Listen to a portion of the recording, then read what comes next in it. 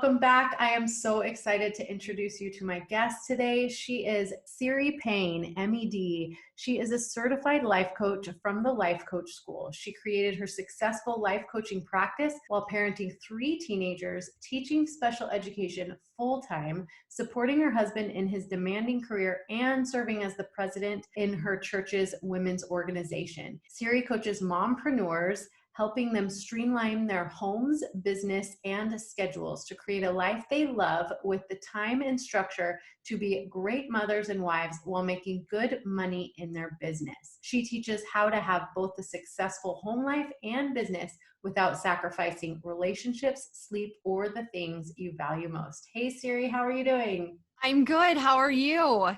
I'm doing great. I think it's so funny that I literally had to disable Siri on my phone to get through this interview. Yes, that is what most people are finding when we talk on Zoom. So fun. So let's start by having you tell us a little bit about yourself and your family. I think you just did a really great job. I'm the mom of 3 teenagers, a wife of a really busy husband that although he is not an entrepreneur, like per se, because he does work for a company, he has an entrepreneurial spirit. And where we at now was our 18th move in 16 years. So he's always chasing and creating and has other ideas and growing and working. So like I said, there's a little bit of an element to entrepreneur in his brain for sure. Well, I love this. And I'm so excited to talk about managing all of this because what you just described is a lot to manage on its own. So we're coming to the end of January, which is classic goal setting. And by the end of the month, most of us probably have fallen short or given up on our goals completely. I'm so excited to talk to you about goals and decisions. And let's start with, what if I set a goal on January 1st and I've already given up or want to quit? Well, then you might just be human if that's what you're doing, right? Right. But so if you are in that case, what I want you to do is recognize the small wins along the way and really celebrate them to reaching your goal. Because if you wait till the very end to celebrate, that's when we often run out of steam or we try to talk ourselves out of it and think like it's not worth it, it's too hard, all of that good stuff. So when you are setting a goal, and just notice like you can get back on track just because January 1st is some deemed first day of goals. How about February 1st, right? How about January 26th? Like it doesn't really matter. But when you want to set a goal, imagine yourself already achieving the goal. How you imagine how you're going to feel when the goal happens, that's what you want to practice doing now. So just take a few minutes to just really feel on purpose like what it feels like to achieve their goal. And that's when you celebrate those small wins. That's going to allow you to practice feeling how you want to feel. Also, just take the time to evaluate your goals. I think that's really important. Take the time to evaluate the progress that you've made so far. So many times as humans, right, we want to quit before we get the goal achieved. And that's because we didn't think we were making quote unquote enough progress. And so we, again, try to talk ourselves out of the goal. So when you're evaluating the progress towards your goal, consider asking yourself some questions like, what is going well? You know, what are you enjoying about the process? What is harder than you thought, or what it maybe isn't going wrong, or what is going wrong that maybe you can retweak? And what are some strategies that you can try to change those hard, or to change those things that you are unexpected, or those things that you're deeming as maybe going wrong? And what can you do differently next time, or what can you try differently next time to be more successful towards your goal? So let's make it a little bit more concrete for people. Let's say I have like an eating regimen goal and I want to eat a certain way and I want to lose a certain amount of weight by a certain date. Tell me how I would take those principles that you just described and kind of celebrate along the way. So I'm not like, I want to lose 15 pounds and now I've given up. Right. So notice like where you are having small wins may be that you went to your favorite Mexican restaurant and normally you would order like some kind of burrito enchilada plate. And instead you got like a tostada or a taco salad and you didn't eat the shell. That's like a small win. And when you go away, you're like, man, I was able to go and enjoy myself. I enjoyed the restaurant. I enjoyed the company, and I still stayed on track towards my goal. That's just noticing those small wins and not just making it all focused maybe on the scale. Maybe let's say you aren't doing as well as you think you should be. You could say, well, what is going well? Kind of remind yourself of that.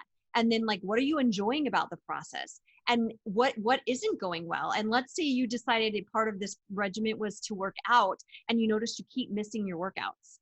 Well, maybe it's not because you're not motivated. Maybe it's just not a great time. And so maybe you thought, I'll work out at night because that just seemed like the best time for you, but you're realizing maybe that's not when you have the energy to do it. So when you evaluate, you can say, hey, I've been missing my workouts, and get curious. Like, why? Why do I think it? And you're like, because I'm always, and then you can fill in the blank.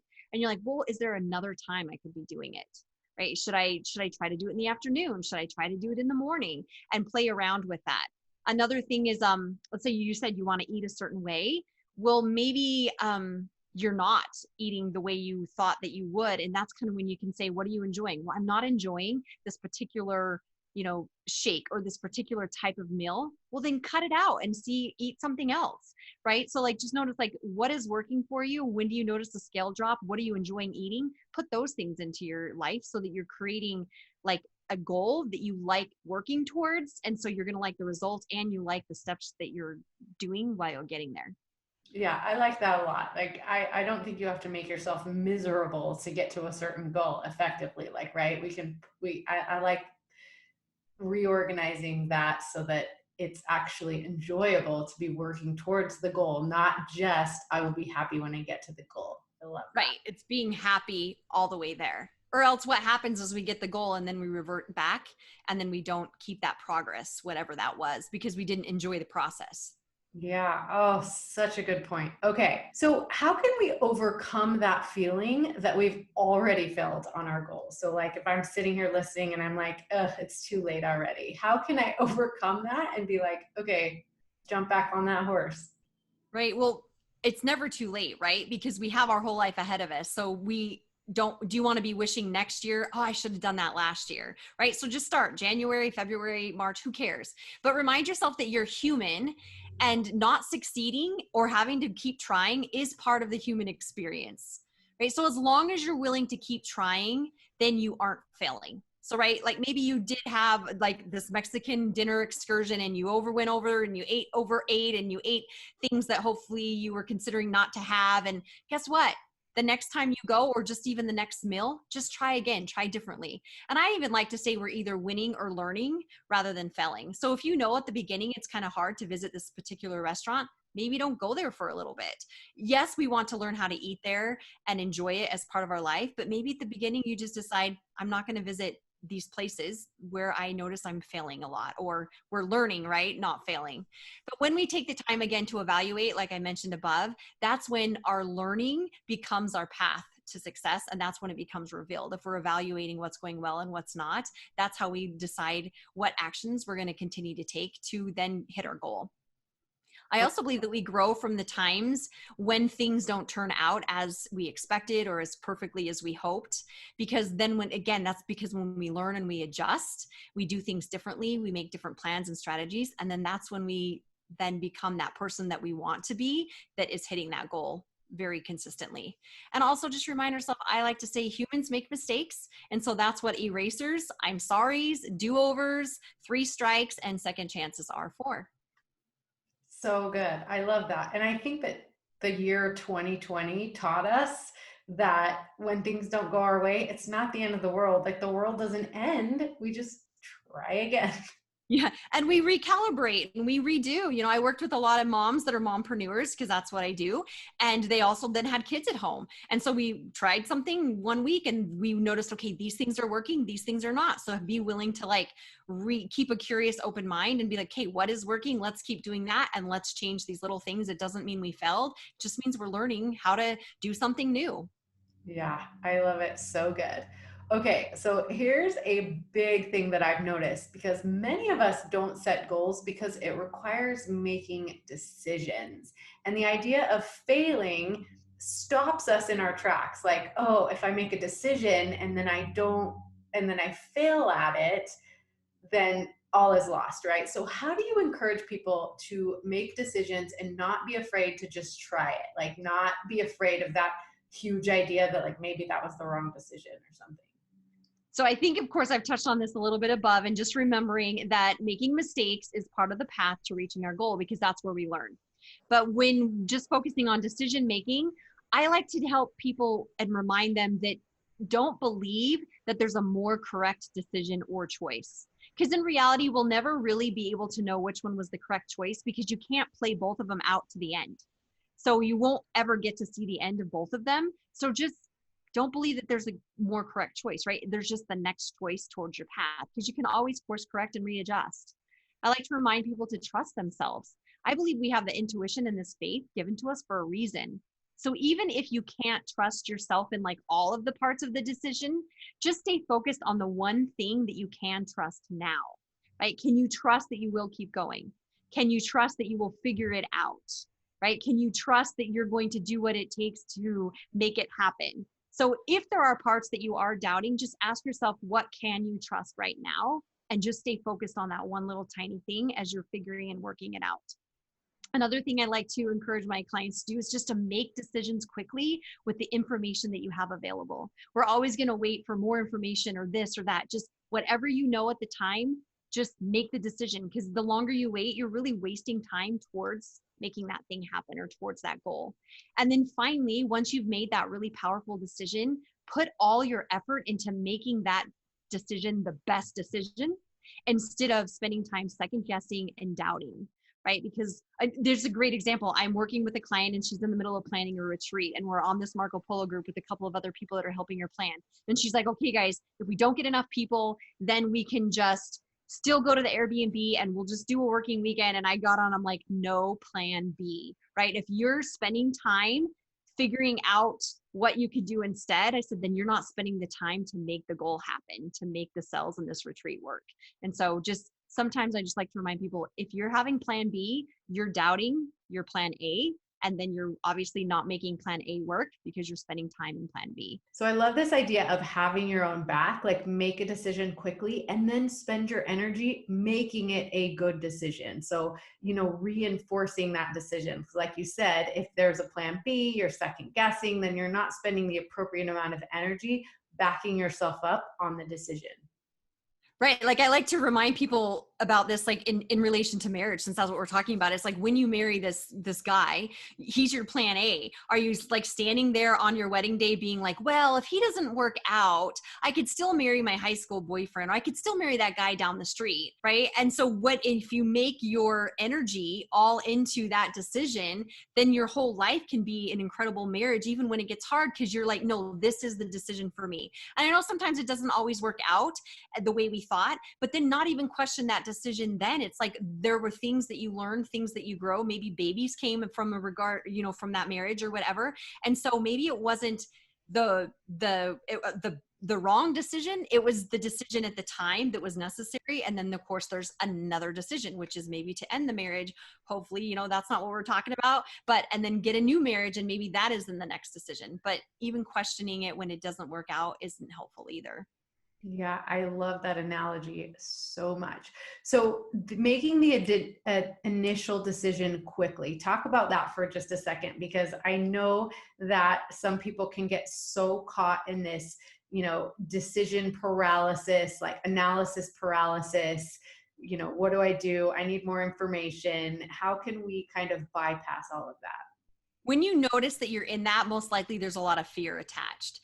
And so I like to tell people, don't make decisions based off of fear or the possibility of what might happen, right? Just make the decision that feels right to you because you want to, right? And when you start to analyze the decision or what it could do down the road or other people, then you're really into fear. And so what feels good to you, what feels like something you want to do, and just make that decision. And then, as you said, we will then spend our time making it the right decision because we'll be looking for evidence that it's working.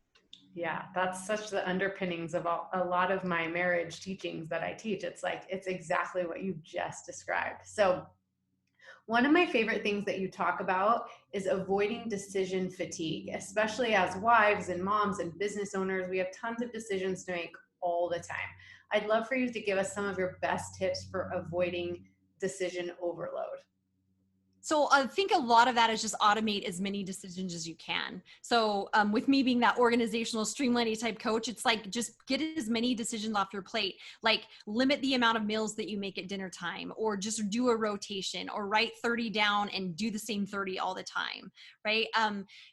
Just making sure like, hey, laundries are on Tuesday or whatever. It doesn't matter if you want to do Monday, Wednesday, Friday, Tuesday, Thursday, just make a decision. Then if you decide Tuesday, Thursday and it's a Wednesday, you're like, oh, should I do laundry? No, like you do laundry on Tuesday and Thursday. So as many things as you can automate in your life, carpools, just wake up times, like don't decide when you're going to wake up and then don't teeter. Like we can literally spend 5 minutes a night going, should I wake up at 6 or 6:15? If I did this, if I brushed my teeth, if I did, just make a decision and then just don't go back on it, because we waste a lot of time in those little things. And then we have made so many decisions that by like 10 o'clock in the morning, that there's none left to make. And then our decisions go downhill from there because we're tired and we're sick of making decisions. Yeah, I love it. I think decision fatigue is a real thing. And I do think that there's so many decisions we can automate as moms. Like we don't have to just keep remaking them. We make them once and then we just go with that for a while.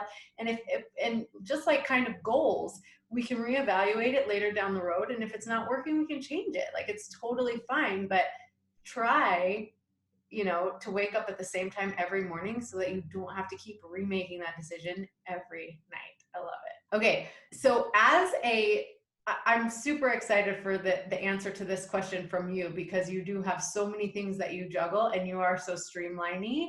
But how have you been able to juggle the responsibilities of marriage, motherhood, and your coaching business? I really believe it's knowing and defining the results ahead of time for like my marriage, my motherhood, and my business. That's what the key is. So asking myself, and you guys can do the same thing, like, what do I want from each of these roles? Like, how do I want them to look? How do I want them to feel and fulfill me, right? How do I want to show up in each role? So when we know the answers, that then allows me to really be able to keep track to create the marriage and the business that I desire. So we often feel like that we are lacking something or like something isn't enough. But if we don't know what we're aiming for, like if we don't know what that result is, then we are going to always lack and not have enough, and we're going to fail every time.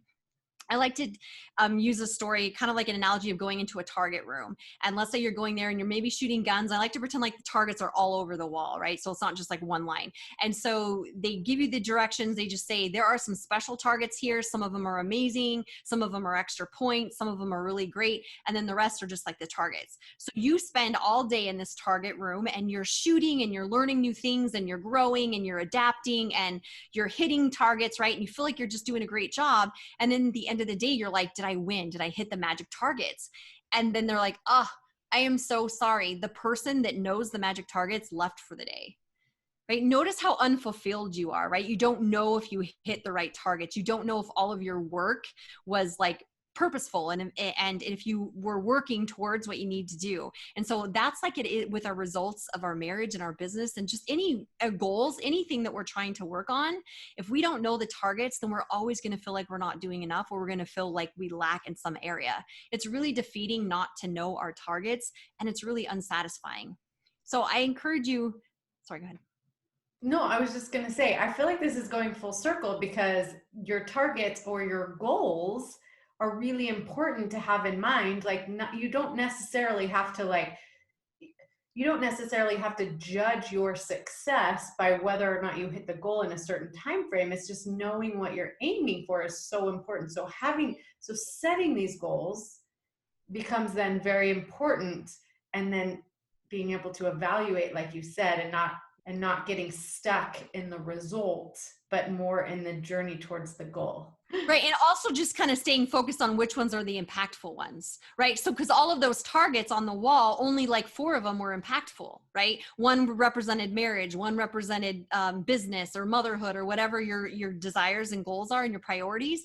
And are you spending time hitting, like if you would have known which 5 they were, you wouldn't have hit any of the other ones on purpose because you wanted to hit those ones. And so it's really knowing what your targets are so that you are hitting them, and that allows all the other ones to kind of fall by the wayside and not feel so important. But if you don't know what the targets are, every single one on that wall felt really important because you weren't sure which one was moving the needle forward. Yeah, I love that. So with that, what is the most important lesson you've learned, and how have you applied it to strengthen your marriage and move the needle forward in your business? So I like to just say, don't compare your business, like your motherhood, your marriage, to anyone else's.